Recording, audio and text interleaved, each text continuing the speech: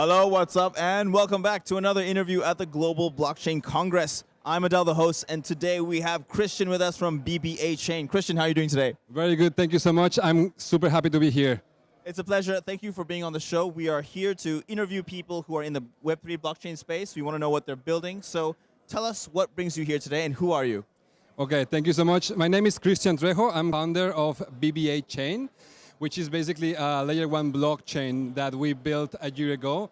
And we are creating on top of this blockchain a DeFi ecosystem. Okay. But with a twist. We are building a very unique innovation solution that it's aiming to bring political elections into the blockchain. This is really cool. You're going to make polling electoral results on the blockchain. Yes. Wow. How are you going to do that? Well, I cannot spoil everything, of course, because there is a lot of research that we are still doing and working it. The main challenge is the privacy, but we are already figuring that out. And I think we are going to be ready to launch a pilot in around 1 or 2 years maximum. Okay. And without explaining how you're doing it, have you made any tests so far, or you're going to launch a pilot? Not yet. No, not yet. We are still working on that, but we are very optimistic about that because, of course, everything with the blockchain, everything is possible. Yep. So it's just a matter of the privacy part because, of course, if you are, let's say, for example, you are at the beach and it's election time in your country, and what we want is that people will be able to check their phone, you know, scan their face, the retina, whatever is safe, the safest option for them, and be able to make a vote, like election, without going anywhere. So, and that information will go to the blockchain, stays there in real time, transparent. Everyone will know that you vote for someone, but we don't know that. We don't want that people see your information, right? Because that's very unique, very important to have. Right. It's privacy after all. I'm curious now. Why hasn't this been implemented after all this time? That's a very good question. I mean, I think.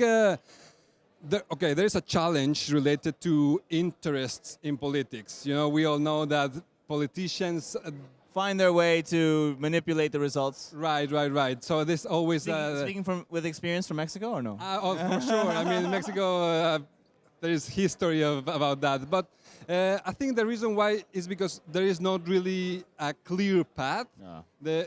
But for example, if we talk about the Bitcoin. The reason people believe in Bitcoin was because they saw a utopic dream of changing the financial system.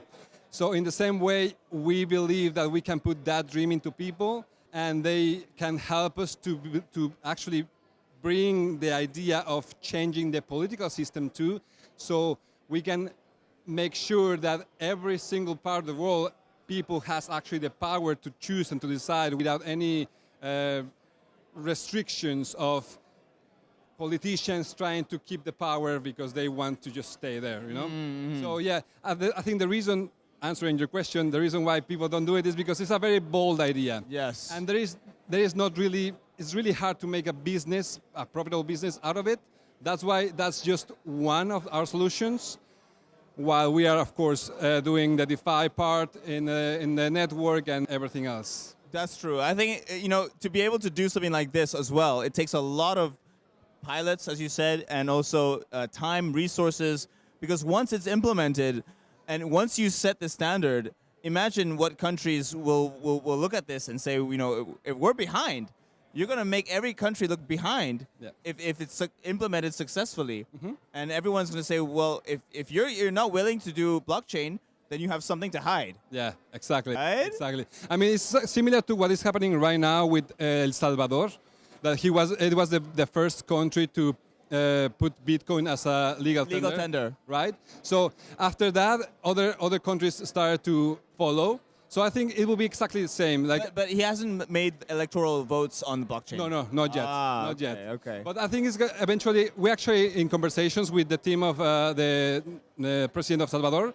So eventually there is going to be at least one country who will try it, because there is always someone who wants to make a change. True. And once one starts, someone else will follow. Yep. And that's how the domino effect goes. Okay, wonderful, wonderful, great. For those who are watching, where can they find more information about your company? Yeah, well, bbachain.com. You can also check our social media. It's very, very easy. BBA Chain. Wonderful. You Thank will you so find it. much, Christian. I Thank you appreciate so your much, time. Adel. Thank you so much for watching. Hope you found this insightful. We'll leave all the links in the description so you can check out Christian's profile. Thank you again. I'm Adel, the host, and I'll see you next time. Cheers. Cheers.